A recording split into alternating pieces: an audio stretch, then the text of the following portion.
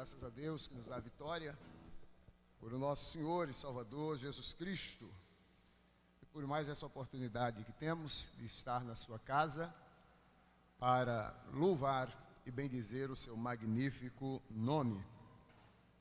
Minha gratidão a Deus pela vida do anjo desta igreja, do gestor desta cidade, pastor Jonas Tomás. Que Deus continue o abençoando, e a nossa oração é que o Senhor o leve e o traga em paz ali naquela cidade onde ele está ministrando o batismo. Agradeço a Deus pela coordenação deste evento, presbítero Júnior, com toda a equipe, nosso diácono, que é o líder do Conjunto Boas Novas. Que Deus abençoe ricamente a toda esta equipe. Muito obrigado por permitir fazer parte da história de vocês. À noite nós faremos os agradecimentos. Eu gostaria de convidar a todos, quem trouxe Bíblia, cadê a Bíblia dos irmãos? É um estudo da Palavra de Deus, vamos abri-la na leitura tema, Carta de Paulo aos Romanos, capítulo de número 13. Deus abençoe a todos os nossos obreiros aqui presentes, auxiliares, diáconos, presbíteros, todos os nossos jovens, os nossos músicos, né? Está o Conjunto Nova Vida, que Deus abençoe. E o Marcão ali no som.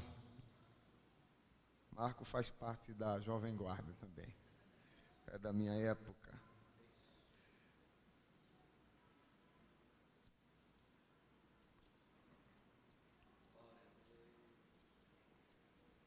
Uma época fizemos uma cruzada, foi num congresso, inclusive do Boas Novas, nós fizemos aqui na quadra esportiva, e o Marco não estava e a gente instalou o som, mas instalamos tudo errado. E pense numa prova, numa tribulação para fazer o congresso, foi luta, foi só Jesus na causa, né? E a gente suou a camisa, mas saiu. Capítulo 14, versículo de número 11 e o versículo de número 12.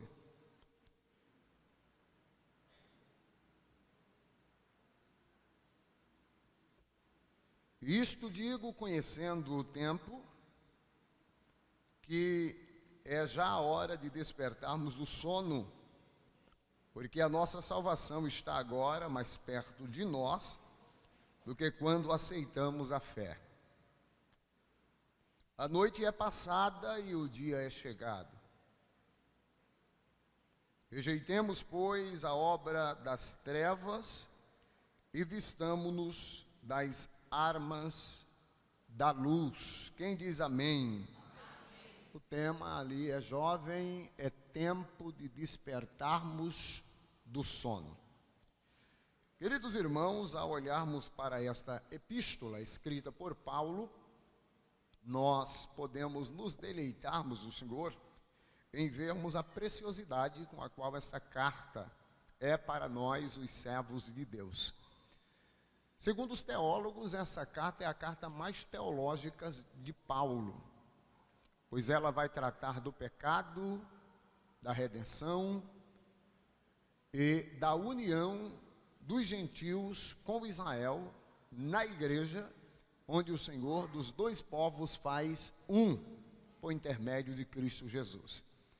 Portanto, esta epístola é uma das epístolas mais pesquisadas, mais estudada, do qual grandes conversões de homens se deram a partir da leitura desta epístola, né? Nós sabemos que grandes homens de Deus que surgiram na história se converteram a Cristo a partir da leitura da epístola de Paulo aos Romanos.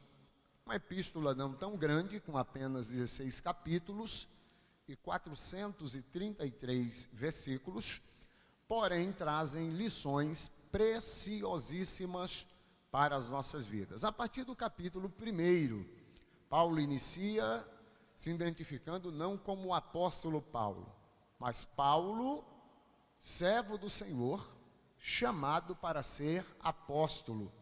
Antes dele colocar o título, ele coloca quem ele é. Eu acho isso fantástico, porque antes dele ser o apóstolo, ele é o Paulo. E a gente precisa entender isso, né? Antes de ser pastor, eu sou o Emanuel. E isso é muito lindo, a gente precisa entender, antes de ser o presbítero, vem a pessoa, né, antes do título. E Paulo vai se apresentar assim: Paulo, servo de Jesus Cristo, chamado para ser apóstolo. E quando nós falamos de Paulo, nós não estamos falando de qualquer pessoa, nós estamos falando do maior plantador de igrejas da história. Nós estamos falando do maior missionário de todos os tempos. Nós estamos falando do maior evangelista do Novo Testamento. Nós estamos falando daquele a quem os grandes estudiosos concordam ser ele o avatar, ou seja, aquele que veio cumprir o que Cristo deixara. E ao observar a respeito de Paulo, nós vamos ver que ele não era qualquer pessoa.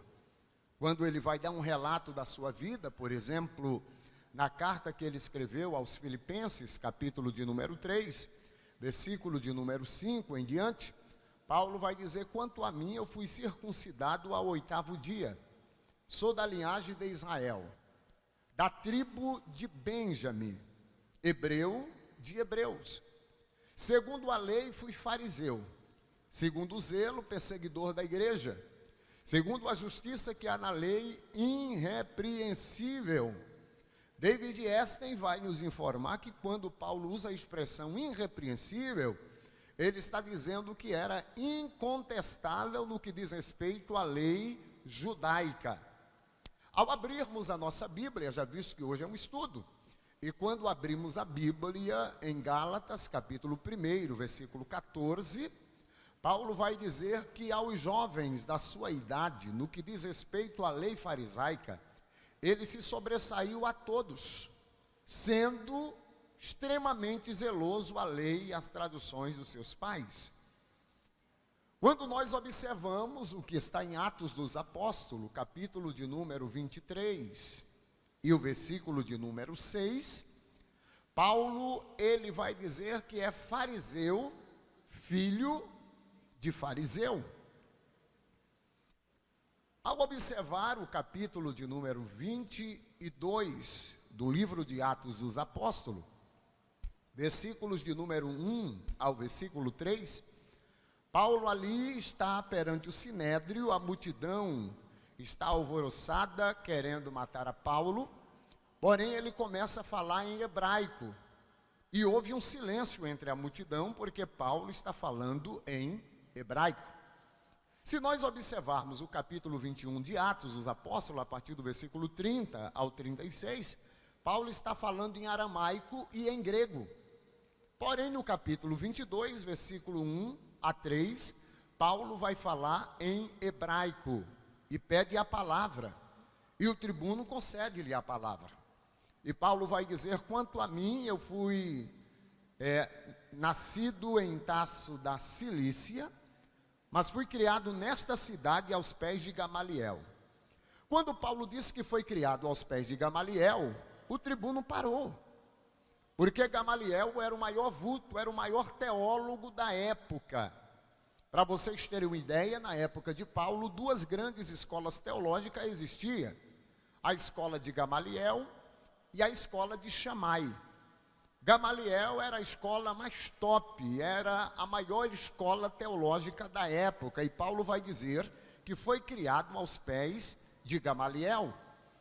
Quem tem a Bíblia de James Finney Dake, a Bíblia Dake, na página 1745, há uma descrição de quem foi Gamaliel.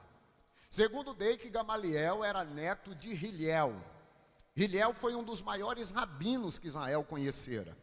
Esse Hillel vai gerar um filho por nome Simão, e Simão gera um moço por nome Gamaliel, que se tornou o 34º receptor da lei mosaica para o povo. Isso aí é de suma importância no conceito judaico, porque Gamaliel foi o 34º homem a traduzir a lei mosaica, a lei do Sinai, para o povo. Gamaliel chegou a sentar na quinta cadeira do Sinédrio. E ao abrir a nossa Bíblia, em Atos dos Apóstolos, capítulo de número 5, versículo 34, a Bíblia vai dizer que Gamaliel era venerado por todos em Israel. Foi aos pés deste homem que Paulo foi criado, que Paulo foi educado, que Paulo foi treinado. E quando ele diz que foi criado aos pés de Gamaliel, isso ele está falando literalmente, porque na época os alunos se sentavam todos ao chão, em roda, e o mestre ficava no meio, ensinando a eles. Então Paulo, ao dizer que foi criado aos pés de Gamaliel, ele está falando aí literalmente de quem e com quem ele aprendeu. Portanto, meus queridos, quando nós observamos a respeito deste moço Paulo, a Bíblia também o chama de Saulo. E quando nós falamos de Saulo, parece que na nossa mente já está formatado essa ideia de Saulo, ele antes de aceitar Jesus, e Paulo depois que ele aceita Jesus. Mas eu não sei se isto houve essa mudança, né, de nomes, até mesmo porque o nome Saulo era o seu nome hebraico, ou judaico. Paulo era o seu nome romano, porque ele tinha dupla cidadania, então não houve nenhuma mudança. E nós cantamos e pregamos que Saulo foi transformado em Paulo, mas ao abrir a nossa Bíblia, em Atos dos Apóstolos, capítulo 13, versículo 9, a Bíblia vai dizer que Saulo era também chamado de Paulo. Então não houve nenhuma mudança de Saulo antes de ser crente, Paulo depois que aceita Jesus, não houve esta mudança. Saulo era o seu nome judaico, porque conforme Filipenses 3 e 5, ele é da linhagem de Israel e da tribo de Benjamim, hebreu de hebreus. Então, como cidadão judaico, seu nome era Saulo. Como cidadão romano, porque conforme Atos dos Apóstolos, capítulo 22, versículo 3, ele nasceu em Tasso da Cilícia, que era uma província romana, e todos que ali nascessem recebiam o título de cidadão romano, o seu nome romano é Paulo. Então devemos tirar da mente essa ideia que Saulo foi transformado em Paulo. Não houve nenhuma mudança em relação ao seu nome. Saulo, seu nome judaico; Paulo, seu nome romano. Pastor Emanuel, por que nas suas 13 epístolas ele opta ser chamado de Paulo e não de Saulo? É porque ele é tido como o profeta, ou melhor, o apóstolo dos gentios. No primeiro concílio de Jerusalém, lá em Atos capítulo 15, os apóstolos concordaram Paulo ser o apóstolo dos gentios. E vocês sabem que na época o Império Romano estava e havia subjugado todas as regiões. Logo era mais fácil ele adentrar nas regiões povoada e dominada pelo Império Romano com seu nome romano, com seu título romano, do que com seu título judaico. É por isto que todas as epístolas paulinas, nós não encontramos epístola do apóstolo Saulo, mas sim do apóstolo Paulo, porque ele se torna apóstolo dos gentios e com seu nome romano, ele tinha o acesso livre. Quem já leu o livro apócrifo, o livro de Atos de Paulo, vai dizer que Paulo optou ser chamado assim, pois o nome Paulo significa pequeno, e este livro apócrifo vai dizer que Paulo tinha apenas 1,37 m de altura. Ele era um anão, né? Na verdade, tinha as pernas tortas, segundo o relato desse livro, e ele tinha o nariz um pouco avantajado, um pouco grande. Então parece-me que Paulo não era muito bonito de afeição, não era muito aprazível, mas foi um grande vulto do cristianismo. E quando eu estava lendo esse texto, quando eu estava lendo esse livro apócrifo, eu chamei a minha esposa e mostrei para ela a respeito da medida da qual este livro do Atos de Paulo vai dizer que Paulo tinha 1,37 m de altura. E ela ficou alegre, viu, presbítero Sinaldo? Deu glória a Deus, que ela tem 1,46 m, né? Então ela falou que Paulo é bem menor que ela. Então, nesse sentido, Paulo opta ser chamado por este nome, dado acesso às províncias romanas. Capítulo 22 de Atos, versículo 28, quando Paulo está perante o Sinédrio, perante os sinédrio romano, Paulo vai dizer que é romano. E a Bíblia diz que aquele homem teme e vai dizer para Paulo: como é que você é romano? Se com somas de dinheiro eu comprei esse título de cidadão romano. Paulo disse: você comprou com seu dinheiro, mas eu sou de nascimento, eu nasci em território romano, eu não barganhei para ter esse nome, eu tenho de nascimento. Portanto, quando nós falamos de Paulo, nós estamos falando do maior plantador de igreja, do maior evangelista, do maior missionário de todos os tempos. Porém, eu me encanto com Paulo, porque ao escrever as suas epístolas, ele poderia muito bem se colocar: eu, o apóstolo Paulo, chamado pelo Senhor Jesus Cristo. Mas ele coloca sempre: eu, Paulo, servo do Senhor Jesus Cristo, chamado para ser apóstolo. Antes do título vem quem ele é, que é servo, é o Paulo, é o prisioneiro que foi chamado para servir ao Senhor. Paulo me dá um exemplo muito grande de humildade nesse contexto. Antes do título vem quem de fato ele era. E esta epístola de Paulo, que ele escreve aos irmãos em Roma, vocês sabem que Paulo não foi a Roma para evangelizar, até mesmo porque ele já declara no capítulo 16 que não prega o evangelho em lugar aonde Cristo já foi pregado. Porém, ele escreve esta epístola para aconselhar os irmãos e demonstrar o seu desejo em ir visitar os queridos irmãos na cidade de Roma. Se bem que Paulo esteve 2 vezes em Roma, mas as 2 vezes que ele esteve foi preso.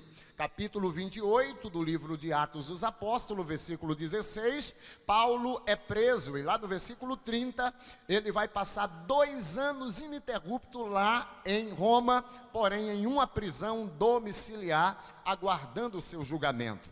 E a segunda vez que ele vai para Roma está na segunda carta de Paulo a Timóteo, capítulo de número 4, quando Paulo escreve a partir do versículo 6, Paulo está preso em Roma e dali ele é morto e o Senhor Deus o eleva para o paraíso. Portanto, Paulo não teve o privilégio de ir como desejava a cidade de Roma.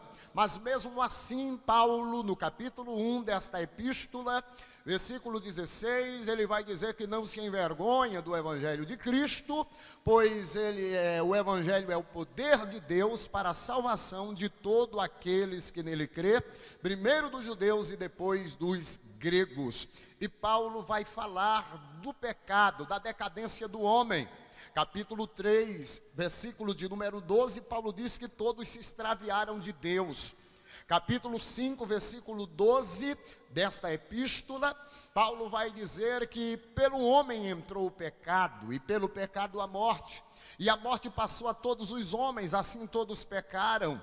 O capítulo 3 desta epístola, versículo 23, Paulo mostra a decadência humana, dizendo que todos pecaram e destituídos estão da glória de Deus.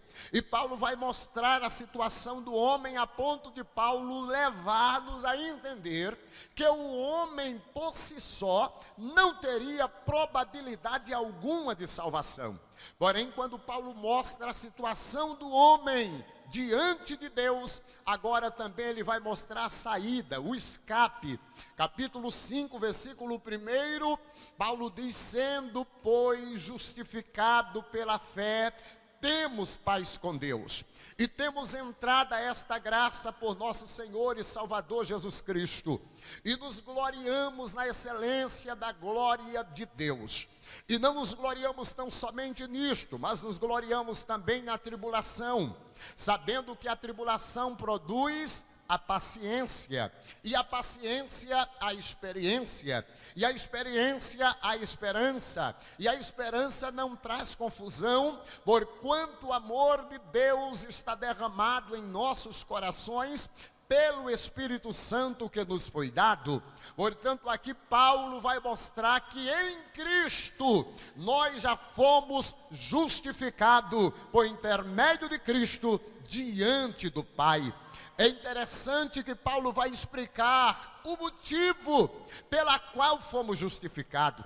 capítulo 5, versículo de número 8, Paulo vai dizer que Deus prova o seu amor para conosco em que Cristo morreu por nós, sendo nós ainda pecadores. No capítulo de número 8, versículo 1, Paulo vai dizer: porquanto agora nenhuma condenação há para os que estão em Cristo Jesus, que não anda segundo a carne, mas anda segundo o Espírito.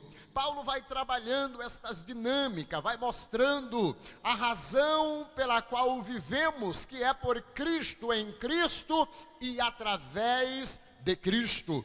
O capítulo de número 11, Paulo vai trabalhar algo dinâmico. Ele vai falar da junção, de como Deus em Cristo pegou os dois povos, gentios e judeus, e fez um pela igreja. E ele vai dizer que nós éramos jambuzeiro bravo, mas fomos enxertados na oliveira, na videira verdadeira, e agora nós damos fruto. Glória seja dado o nome do Senhor. E Paulo vai trabalhando, vai falando desse enxertamento, daquilo que éramos e o que nós somos. E chega uma hora que Paulo não se aguenta de tanta glória, de entender este pormenor, de entender esta preciosidade. E Paulo vai compor um cântico no capítulo 11, versículos 33 em diante. Ele para, reflete e diz: ó preciosidade da riqueza, quão insondáveis são os seus pensamentos. Aí ele diz: quem foi que lhe deu conselho para que ele lhe retribua? Quem foi que lhe emprestou alguma coisa para que lhe seja recompensado? Aí Paulo chega a uma conclusão e diz: porque dele e por ele e para ele são todas as coisas. Glória, pois, eternamente a Ele. A conclusão que Paulo chega é que nada é mérito humano. Se cantamos é para a glória dEle, se pregamos é para a glória dEle, se regemos é para a glória dEle, se fazemos alguma coisa é para a glória dEle, porque dEle, por Ele, para Ele são todas as coisas. Glória, pois, eternamente a Ele. Oh, louvado para sempre seja o seu nome. E é dentro desta preciosidade que Paulo vai aconselhar os irmãos, a partir da leitura que foi lida pelo nosso presbítero, a partir do versículo de número 8, Paulo vai dizer que a ninguém nós devemos dever nada, a não ser o amor. O amor, nós somos devedores um ao outro. E Paulo vai explicar o porquê devemos o amor para com o próximo. Porque a ordem, a ordenança do Senhor é não roubar, não matar, não desejar a mulher do próximo. E Paulo diz: quem ama não quer o mal, quem ama só faz o bem. Então, se eu amo, eu não desejo. Se eu amo, eu não cobiço. Se eu amo, eu não mato. E ele diz: você deve o amor para com o próximo. Todos os mandamentos vai se resumir em amar Deus como amar o Senhor sobre todas as coisas e ao próximo como a ti mesmo. E Paulo diz: eu estou escrevendo isto para vocês, porque eu conheço o tempo. E o tempo é que já é hora de despertarmos do sono, porque a nossa salvação está mais próxima de nós do que quando aceitamos a fé. Eu quero falar-lhes esta manhã sobre o sono, a importância de despertarmos do sono. O porquê temos que despertar do sono? Por que o Senhor nos chama a despertar do sono? Vocês sabem que, segundo a ciência, todo ser humano, para viver bem, ele precisa entre 8 a 10 horas de sono, para que o organismo possa se desenvolver, para que o corpo possa se reabilitar novamente. O ser humano precisa, no mínimo, de 8 horas de sono por noite. É após um dia cansativo de trabalho, qual tomamos um banho, deitamos a cama, e aí vem a reposição das nossas forças após um dia de trabalho. Então a ciência prova que para o ser humano viver bem, ele precisa entre 8 a 10 horas de sono por noite. O sono é indispensável. Porém, quando Paulo fala que já é hora de despertar do sono, quando me passaram esse tema, eu fui buscar o Senhor, eu fui estudar um pouco, e eu me perguntei que tipo de sono Paulo está se referindo. Haja visto que a Bíblia vai falar de alguns tipos de sonos diferentes. Vamos conhecer alguns tipos de sono. Se abrirmos a nossa Bíblia no Salmo, cadê a Bíblia de vocês? Salmo de número 4, verso de número 8. O verso 7, o salmista diz: puseste alegria no meu coração, mais do que no dia em que se multiplicaram os seus azeites e os seus trigo. O verso de número 8, o salmista vai falar do sono natural. Salmo 4, verso 8, ele diz: em paz também me deitarei e dormirei, porque tu, ó Senhor, me fazes habitar em segurança. Este sono aqui é o sono natural. É o sono que o ser humano precisa para repor as energias após um dia de correria, um dia de trabalho, um dia de estudo. Este sono natural é indispensável para o ser humano. E o salmista Davi aqui está fugindo do seu filho Absalão. Tem perdido o trono para o seu próprio filho, mas mesmo no deserto, Davi tinha uma confiabilidade no Todo-Poderoso, e ele fala deste sono natural, dizendo: em paz também me deitarei e dormirei, porque tu, Senhor, faze-me habitar em segurança. Ao acordar, o salmista e todos os judeus costuma ler o Salmo de número 3 e o verso 5. Cadê a Bíblia de vocês? Salmo 3 e o verso 5, ainda falando do salmo natural. O salmista, ao acordar, ele dizia: eu me deitei e dormi, acordei porque o Senhor me sustentou. Esta manhã nós estamos aqui porque nos deitamos e dormimos na noite de ontem, mas só acordamos porque o Senhor nos sustentou. Você entende isto? Você está aqui esta manhã porque o Senhor te sustentou. Se o Senhor não houvesse te sustentado, você tinha deitado, dormido, mas não tinha acordado. Muitos deitaram ontem como nós deitamos e já não mais acordaram, porque o Senhor permitiu que não acordassem. Porém, nós deitamos e dormimos, acordamos, porque o Senhor tem nos sustentado. Louvado para sempre seja o nome do Senhor. Porém, não é deste sono natural que o homem de Deus Paulo está dizendo: desperta, ó tu que dorme. Este sono natural não é deste que Paulo está se referindo. Ao abrir a nossa Bíblia no livro do Gênesis, capítulo 2, versículo 21, parece-me que a Bíblia vai falar de um segundo sono. Qual é o segundo sono ali, pastor? É o sono proposital. Qual a diferença do sono proposital para o sono natural? O sono natural geralmente vem à noite. O sono natural, ele é resultado de um corpo cansado. Mas o sono proposital não tem hora, não tem dia e não tem noite. É quando Deus tem um propósito de, por meio do sono, fazer obras específicas. Então ele dá o sono o sono proposital. Quem está me ouvindo e entendendo, diga amém. O Senhor Deus observa, após fazer o homem, no capítulo 2, versículo 7 do Gênesis, após fazer o jardim, colocar o homem, o Senhor percebe que o homem está só. E ele vai dizer: não é bom que o homem esteja só. Fale-ei uma adjuntora que esteja como e diante dele. E o versículo 21 vai dizer que o Senhor fez cair um pesado sono. Tem outras traduções bíblicas que falam de um profundo sono, para das costelas de Adão cerrar no seu lugar e tirar uma das suas costelas e fazer a mulher. Pastor, esse sono não pode ser o natural? Não, senhor, porque Deus tinha um propósito. Portanto, este é um sono proposital.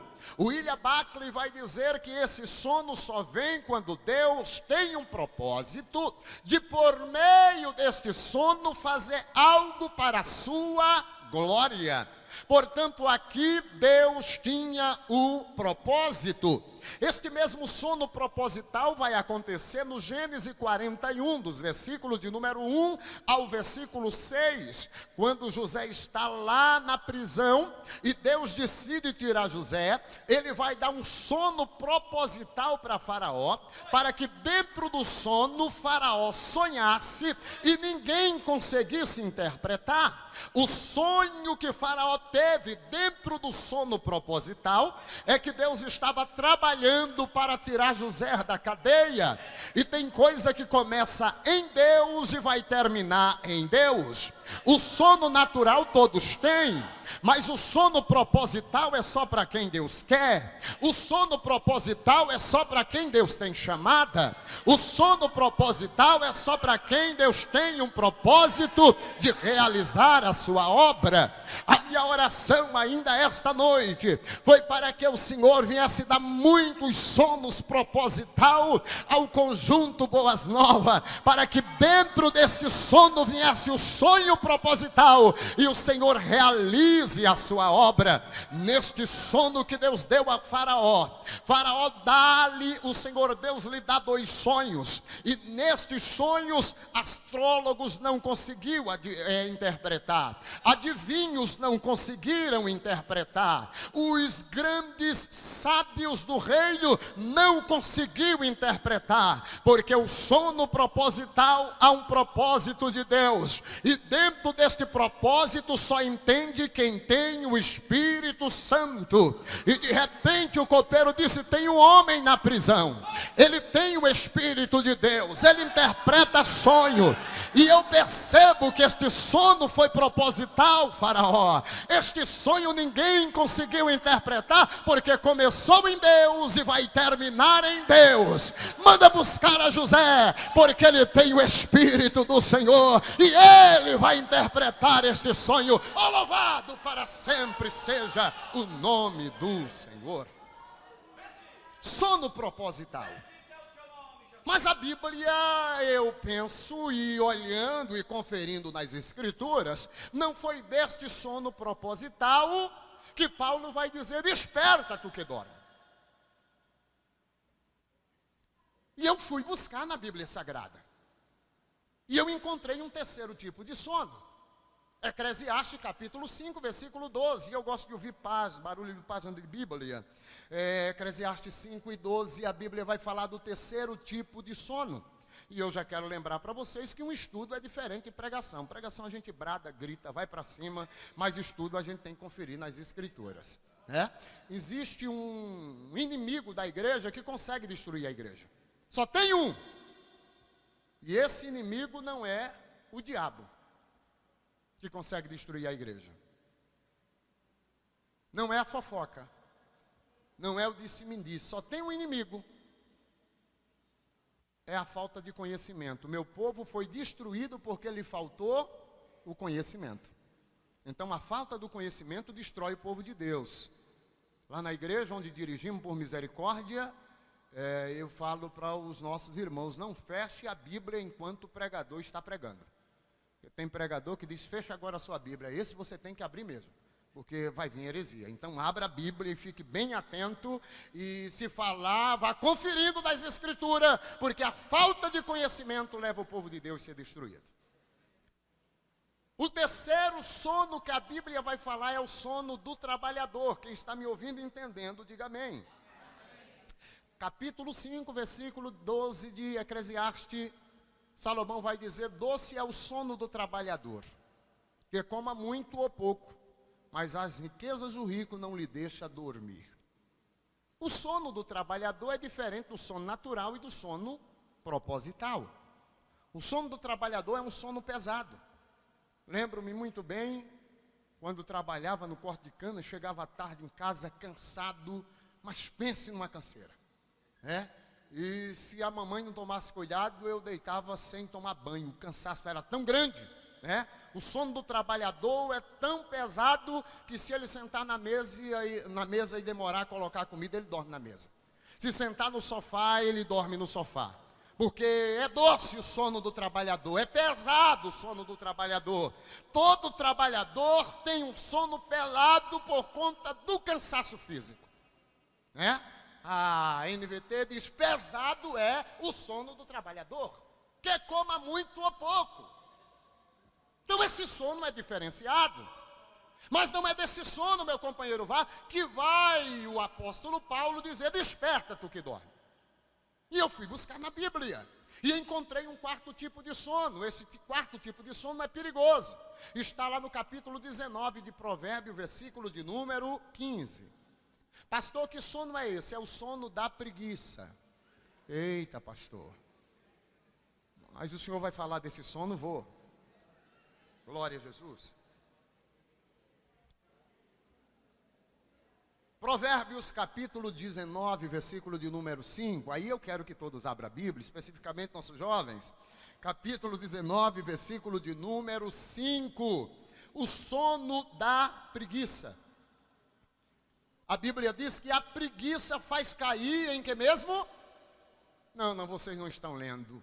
Capítulo 19, versículo 15. É isto mesmo? Provérbio. A preguiça faz cair em um profundo, gente, é um profundo sono. Esse sono aí não é de Deus, não. O sono da preguiça. Tem muita gente querendo crescer na vida, mas quer dormir até meio-dia. Tem muitas mocinhas querendo casar, né? Mas você chega às 11h40, meio-dia, e ainda está achando que é cedo, que é de madrugada. Tem muitos rapazinhos doidinhos para namorar. Mas você chega na casa dele 10 horas da manhã e está dormindo. Não, isso é o sono da preguiça. Pastor, mas eu não tenho ainda idade para trabalhar. Gente, com 11 anos de idade eu já cortava cana aqui no Pernambuco. E dava lugar na terra. Com 16 anos já tinha a minha casa, já tinha os meus móveis, já estava pronto para casar. Pronto. 17 anos e 6 meses, marquei o casamento. O juiz embargou, falei, não tem problema. Com 18 casas. E 18 anos casei. Mas já tinha casa, já tinha os móveis. E Preto foi quem fez o banquete lá. E grande foi na terra dos viventes, lá no Engenho Bujaú. Então assim, se você quer casar, levante e vá para a luta. Larga o sono da preguiça de lado. Pastor, eu não tenho idade ainda para trabalhar, mas tem para estudar. Vamos para cima, vamos estudar, vamos prestar concurso, vamos fazer alguma coisa da vida, porque Deus não se agrada do preguiçoso. Para preguiçoso é Provérbios 6:6. Vai ter com a formiga, ó preguiçoso, e vê se aprende a ser sábio. Devemos nos levantar e nos despertar, porque esta manhã o Senhor nos chama a responsabilidade. A preguiça faz cair em um profundo sono, mas em nome de Jesus Cristo, desperta deste sono da preguiça, vai estudar, vai fazer alguma coisa da vida, porque o Senhor quer fazer coisas grandes a partir da sua reação. O sono da preguiça, não foi desse sono que Paulo está falando. Se nós abrirmos a Bíblia em Jonas, capítulo de número 1, versículo de número 5, nós vamos encontrar um quinto tipo de sono. Que sono é este? O sono da desobediência. Pastor, mas que tanto sono é esse? Mas foi vocês que escolheram o tema. Desperta ou tu que dorme. E eu estou falando do sono. Só desperta, só é para acordar quem está dormindo. Eu não sei que tipo de sono você está vivendo, mas o Espírito do Senhor está falando com a gente. Sono da desobediência. Deus queria patrocinar para Jonas o melhor hotel. Deus queria patrocinar para Jonas o melhor navio para ele ir pregar a palavra. Jonas desobedeceu, pagou sua própria passagem, foi para outro lugar. E a Bíblia diz que ele desceu ao porão do navio e dormiu um profundo sono. Esse é o sono da desobediência. E por conta de um desobediente dormindo, paga a consequência não só ele, mas todos que estão à sua volta. Por causa de Jonas, o navio ia quase a pique. Por causa de Jonas, todas as cargas do navio foi jogado no mar. Por causa de Jonas, os marinheiros começam a invocar os seus deuses. E Jonas está dormindo. Tem pessoas esta manhã a quem o Espírito Santo está falando. Se você não despertar desse sono da desobediência, o navio vai afundar. Tem marinheiro clamando aos seus deuses. Tem carga sendo jogado fora. O navio está se enchendo de água. E você insiste em dormir o sono da desobediência. Orecando revassura. O Senhor nos chama a despertar esta manhã. Despertemos do sono da desobediência. É melhor obedecer do que sacrificar. Jonas insistiu em dormir o sono da desobediência, lá no capítulo 16 de Juízes, enquanto o pai disse: não pegue, não vá, não case com mulher de outro país, de outras nações, com as filistias. E ele disse: não, quem quer sou eu, quem se agradou sou eu, e eu vou casar com quem quero. Deitou-se no colo de Dalila. Dormiu o sono da desobediência. E quando despertou, pensando que o Senhor estava com ele, a Bíblia diz, porém, ele não sabia que o Senhor já se tinha retirado dele. O sono da desobediência só traz em sérias consequências. Que o Senhor nos ajude a despertarmos desse sono. Porém, não é ainda deste sono que o homem de Deus, Paulo, está falando. Ao abrir a nossa Bíblia lá no capítulo de número 29 de Isaías, versículo de número 10, nós vamos encontrar ali o sexto tipo de sono. Isaías capítulo de número 29, versículo 10, glória a Jesus. A Bíblia vai dizer que o Senhor Deus derramou sobre Israel um espírito de um profundo sono. Está escrito isso aí na Bíblia de vocês. Isaías 29, 10, o Senhor Deus derramou sobre Israel um espírito de um pesado sono. Esse espírito de um pesado sono é complicado, porque o espírito do sono tem tomado conta da vida de crente. Você já viu aquela pessoa que durante o dia e durante a noite está esperto, mas é chegar na igreja dorme? É um espírito de um profundo sono. Tem pessoas que qualquer coisa ela está bem, mas é bater na igreja, o sono não bate. Tem que clamar o sangue de Jesus, porque isso é um espírito de um profundo sono para impedir você de ouvir a palavra. Porque quando a palavra soa aos nossos ouvidos, o ouvido manda para o cérebro.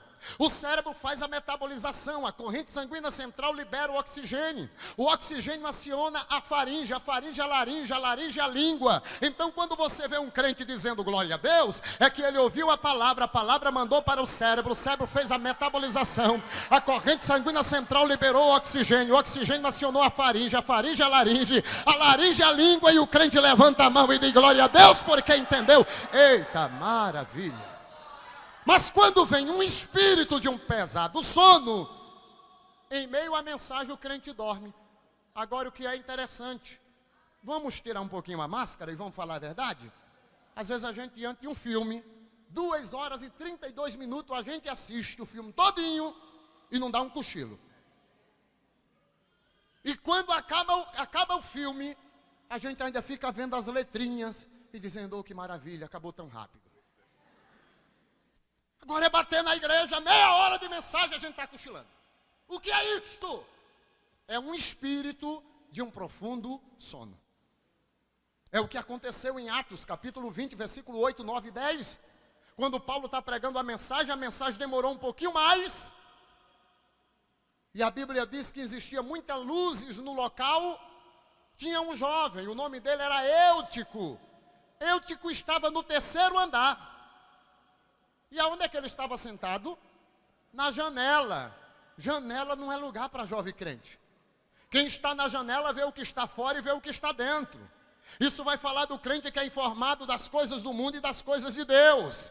Janela jamais foi lugar para crente estar sentado, e mais o terceiro andar. Às vezes eu vi esses dias uma mensagem de alguém metendo o pau em Eutico, mas eu digo também, onde é que estavam os obreiros que deixou esse moço sentado no terceiro andar do prédio, ainda na janela? E a Bíblia diz que a mensagem demorou um pouco. O Eutico, veio o espírito do profundo sono, e o Eutico caiu do terceiro andar e se arrebentou embaixo.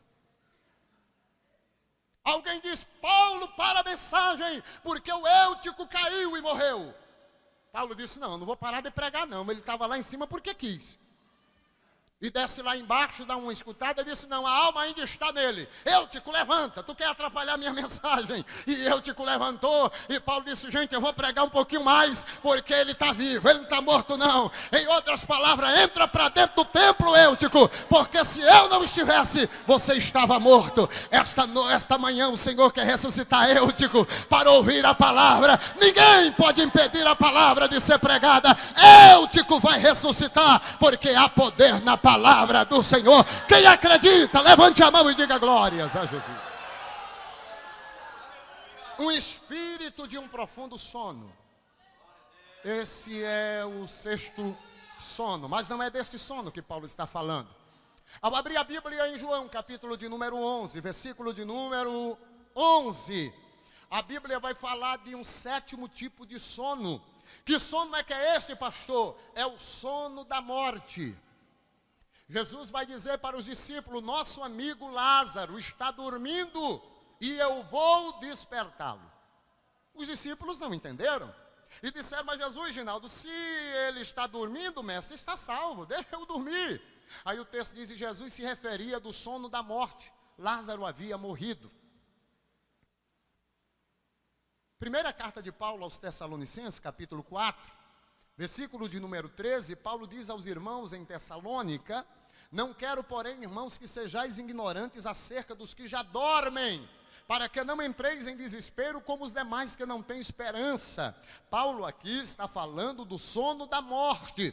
Quando alguém dorme, quando alguém parte para a eternidade, nós usamos com base bíblica: o nosso irmão, a nossa irmã dorme no Senhor, ou seja, o corpo está dormindo, alma e espírito está no paraíso, porque o espírito não dorme, a alma não dorme, o que dorme é o corpo está dormindo, mas no arrebatamento o corpo despertará, quando o espírito e a alma adentrar no corpo, e o corpo ser transformado, e com a igreja será arrebatada. Porém, este é o sono da morte, não é deste sono que Paulo está falando. Qual que é o sono que Paulo está falando? Ele está falando do oitavo tipo de sono, que está lá em Efésios, capítulo de número 5, versículo de número 14.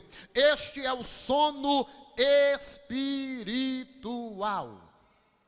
Este é o pior sono que existe. O sono natural não é perigoso. O sono proposital, muito menos. O sono do trabalhador também não. O sono da preguiça. O sono da desobediência. Um espírito de um profundo sono. O sono da morte. Nenhum destes são tão perigosos quanto o sono espiritual. É deste sono que Paulo está falando. Capítulo 5, versículo 14 de Efésios. Paulo dá um brado e diz: desperta, ó tu que dormes. Levanta-te dentre os mortos, e Cristo te esclarecerá. É deste sono que Paulo está falando. É o sono espiritual. É o sono que nos inibe de termos um contato direto com o eterno. É um sono que faz com que não sintamos a presença de Deus. E Paulo, ao escrever aos Romanos, Paulo vai dizer: meus irmãos, conhecendo o tempo, eu vos digo, já é hora de despertarmos do sono, porque a nossa salvação está mais próxima de nós do que quando aceitamos a fé. Se Paulo já há quase 2000 anos dizia que é hora de despertarmos do sono porque a salvação está próxima, o que é que nós podemos dizer? Já quase 2000 anos passado, nós sabemos que já não falta muito para Jesus Cristo raiar nas nuvens dos céus e buscar um povo seu, zeloso, separado e de boas obras. Por isso conhecemos que já é hora de despertarmos o sono. Mas analisando o versículo de número 12, Paulo vai explicar a razão, os motivos e também vai mostrar a característica daqueles que despertaram do sono. Ele diz: a noite é passada, o dia é chegada. Deixemos, pois, todas as obras das trevas e andamos, nos revestamos da obra da luz. O que prova que nós despertamos do sono é nos revestir das obras da luz. E se revestir das obras da luz é revestir-se do próprio Jesus Cristo. Pois esta ideia da luz é uma ideia patente, é uma ideia explícita na Bíblia. Ao abrir a nossa Bíblia em Êxodo, capítulo de número 10, versículo 23, eu já estou entrando para a conclusão. Capítulo de número 10, versículo 23 do livro do Êxodo. O Senhor Deus vai mandar uma peste para a terra do Egito. 3 dias de densa escuridão, a ponto dos povos que moravam no Egito não se mover do seu lugar, segundo a Bíblia. Mas é fantástico quando a Bíblia vai dizer que na casa dos judeus, dos israelitas, havia luz. Enquanto o Egito está em treva, na casa do judeu havia luz. Quem era esta luz? Era o próprio Cristo Jesus. Pastor, o que é que o senhor quer dizer com isto? É que pode haver treva na casa do vizinho da esquerda, pode haver treva na casa do vizinho da direita, mas na tua casa precisa haver a luz, porque a noite é passada, o dia é chegado. Nós devemos abandonar e rejeitar as obras das trevas e andarmos, nos revestirmos das obras da luz. Na tua casa precisa haver luz. Como é que está lá? Será que o vizinho tem percebido a luz do Senhor na tua casa? Porque lá no Egito, em todo o Egito havia escuridão, mas quando olhavam para a terra de Gósen, todos diziam: na casa dos judeus tem luz, lá eles têm luz, lá não há treva, há uma luz diferenciada, e a luz era Cristo Jesus. Esta manhã, Cristo Jesus é a luz na tua casa, Ele é a luz do teu projeto, e todas as vezes que as obras das trevas quiserem dominar a tua casa, há poder neste nome. A luz de Cristo esteja lá para iluminar a tua vida e a tua família. Ao abrir a Bíblia, no capítulo 13 do Êxodo, versículo de número 21, Israel agora está no deserto, mas a Bíblia vai falar da presença do Senhor Deus. E diz o texto que o Senhor ia adiante dele. Durante o dia, ele estava na coluna de fogo, na coluna de nuvem. E durante a noite, o Senhor estava na coluna de fogo, para os iluminar, para que Israel continuasse marchando. Deixa eu te dizer uma coisa. Nós cantávamos aqui com o grupo Elisama, não sei se ainda cantam, que Canaã é logo ali, né? Então nós estamos de passagem, nós estamos no deserto da vida. E quando eu estive lá e fiz o caminho que Israel fez do Egito até Israel, até a terra de Israel, no dia que eu estive lá estava 52 graus Celsius. Meio-dia, 52 graus Celsius. E aí eu entendi o porquê durante o dia o Senhor estava na coluna de nuvem. Enquanto os inimigos estavam se queimando no calor, Israel estava debaixo da nuvem. Israel estava na sombra, oh glória. E não há nada mais gostoso do que encontrar uma sombra em meio ao calor. Eu lembro-me muito bem que quando vinha lá do Engenho Gujaú, aqui para Braga, para a oração, para o ciclo de oração, meio-dia, um calor causticante, mas chegava debaixo de um pé de manga ali no Diogo, e eu parava um pouco, debaixo da sombra, e a alma voltava a revigorar novamente, pelo vento e pela sombra. Israel, mesmo tendo o deserto para enfrentar, mesmo 52 graus, 53 graus estava acontecendo, mas a nuvem estava dizendo: eu sou a tua sombra.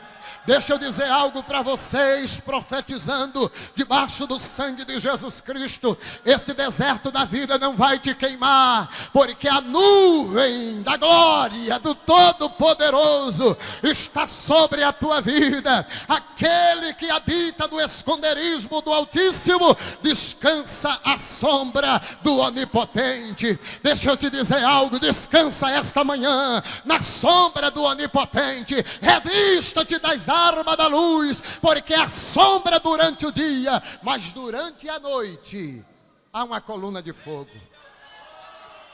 O deserto durante o dia 52 graus, mas durante a noite, Ginaldo, de 52 graus cai para 5 graus abaixo de zero. Aí o Senhor se manifestava na coluna de fogo. E tinha duplo significado ou duplo objetivo: aquecer Israel, para ele não sentir frio, e iluminar o caminho. No deserto não tinha energia elétrica, mas tinha a própria luz do Senhor. Nesse deserto você não vai ficar no escuro. Nesse deserto tem a luz do Senhor sobre a tua vida. Orebara, chore, macana, mando, revaia. O Senhor, Ele é a tua sombra, a tua direita. O sol não te molestará de dia, nem a lua de noite, porque a luz do Senhor estará no deserto da vida, e você continuará marchando até chegar a Canaã. Canaã é logo ali. Não adianta se embaraçar com os negócios desta vida, porque quem milita tem um objetivo, e o objetivo é agradar aquele que nos alistou para a guerra, aquele que nos chamou para guerrear. Portanto, sigamos firme. Salmo 27, o verso de número 1, o salmista vai dizer: o Senhor é a minha luz e a minha salvação, a quem temerei?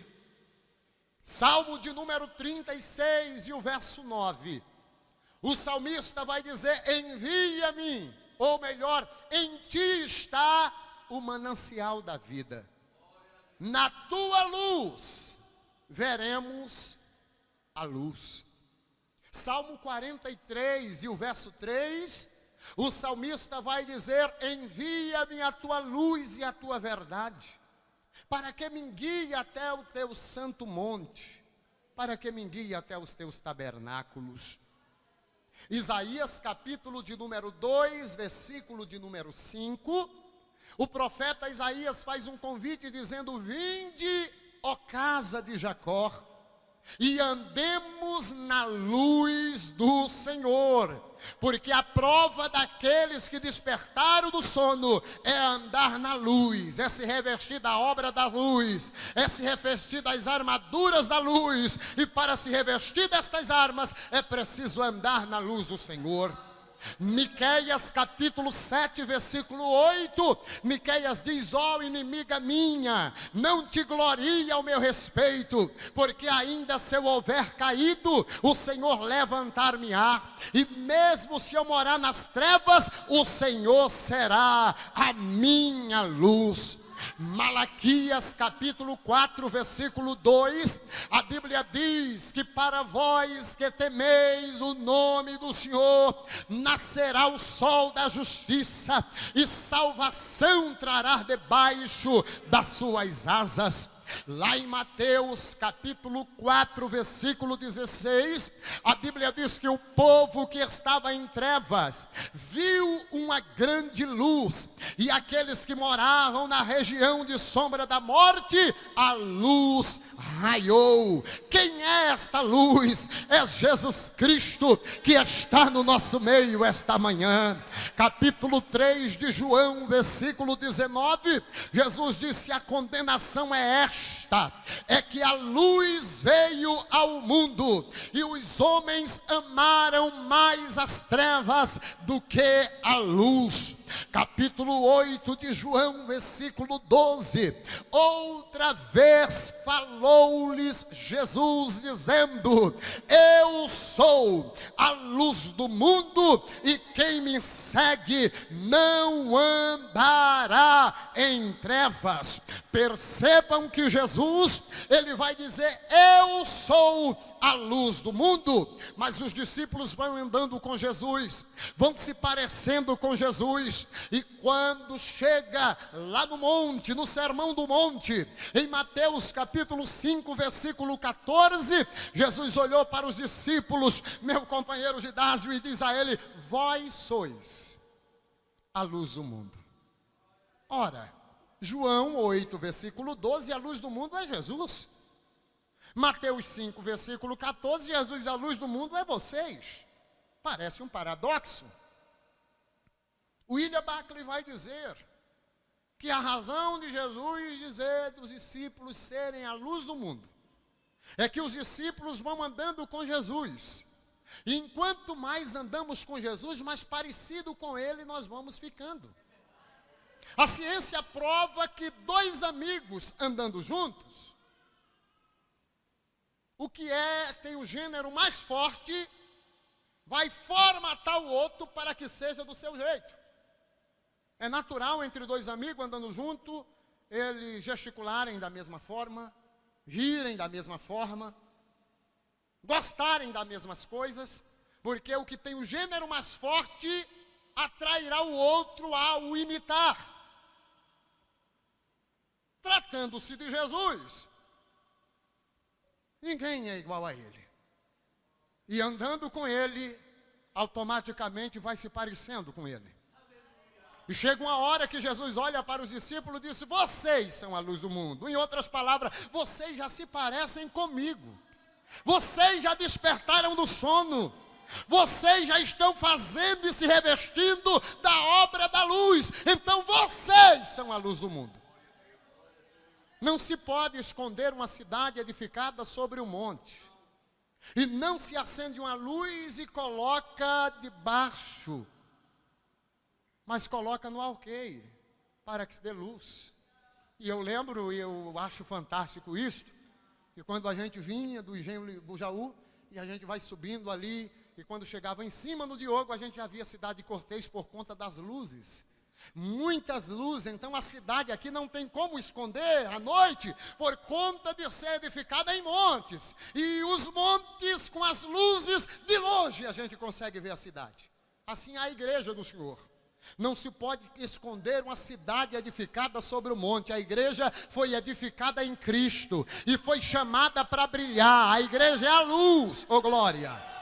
Só que quando nós abrimos a Bíblia em Filipenses 2:15, Paulo vai dizer: assim resplandeça a vossa luz como um astro sobre as trevas. E quando eu li que nós somos astro, eu logo pensei, nós somos uma estrela. Até mesmo porque vocês sabem que a ciência prova que há vários tipos de astros. Uma estrela é um astro, porém ela tem luz própria. O Sol é um astro, o Sol tem luz própria.